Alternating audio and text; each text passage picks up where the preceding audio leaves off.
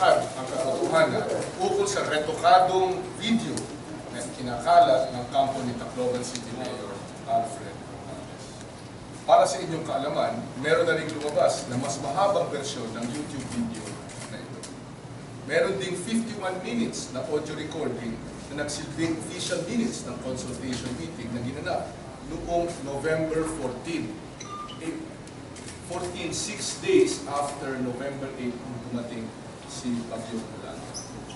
Ayaw ko na sanang magsayang ng oras upang sagutin ang issue na ito. Kasama ako sa napakaraming kababayan natin na mas gustong tumutok sa trabaho tungo sa pagbabago. Pero hindi dapat palagpasin ang mga kasinungalingan na ipinakakalat sa ngayon. Kahit sino ang makapanood ng video ay magsasabi na una, retokado at dinuktor ang pinalabas ng pag-uusap. Pangalawa, sinadyang pinutol at tinanggal ang mahalagang bahagi ng pag-uusap, ang konteksto, ang kabuuan. Kung sino man ang gumawa ng video na ito, alam na agad ng tao na may masamang balakid at pag-iisip ng tao. Sa mga nakapanood naman ng mas mahabang video, malinaw ang mga salitang binitiwan ko kay Mayor Romualdez. Sinabi niya, sinabi ng kanilang city administrator, sinabi ng kanilang mga local officials, malaking dagok ito sa amin, hindi namin kaya ito. Kami na raw ang bahala, meaning national law. Para malinaw, sinabi ko na sumulat siya para walang turuan at walang sisihang banakaran. Ito na nga, nangyayari na ngayon ang turuan at sisihan. Malinaw na ang layunin ng malisyosong video na ito ay pagtakpan ang sariling kapabayaan ni Mayor Romualdez bilang halal na opisyal at upang ibaling ang sisi sa national government.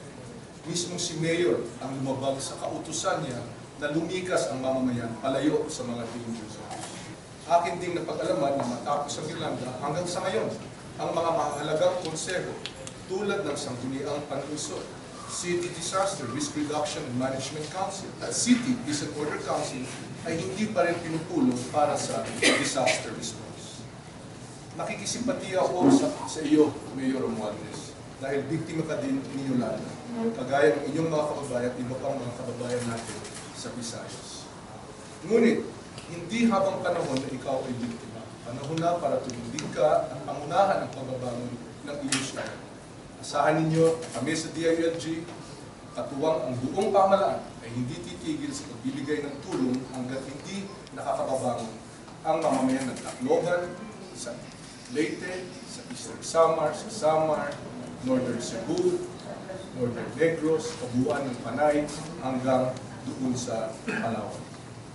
Gayon din sa 171 na bayan sinalanta. Maraming salamat. Ang punto dito ay malisyoso itong video na ito. Biro mo, halimbawa, 1, 2, 3, 4, 5. Pinutol-putol, naging 3 and 4. Hindi mo na nakita yung 1 and 2, hindi mo na nakita yung 5. Diba? Malisyoso ang intention nito.